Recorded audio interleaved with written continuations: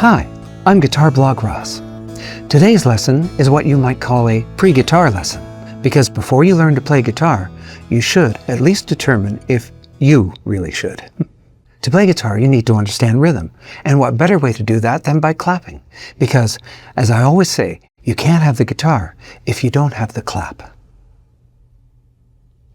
Not everyone can clap right away. For example, this is the sound of one hand clapping. You didn't hear anything, did you? That's me being funny. Two hands are always best for clapping, but to help us out, to get it down just right, I want you to go and get yourself a happy little rubber band, just like this one.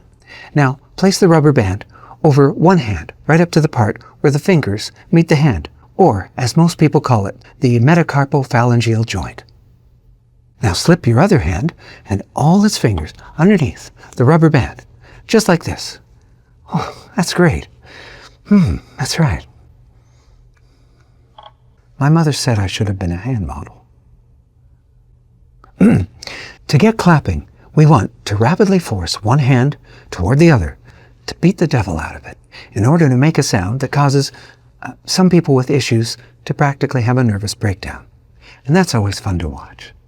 Now, pull against the rubber band by backing one hand away from the other. Oh, do you feel the resistance?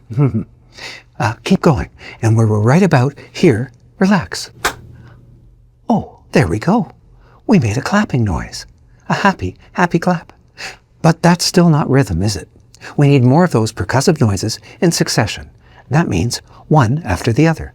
Let's do that. Here we go. Pull back and relax. Clap. Pull back and relax. Clap.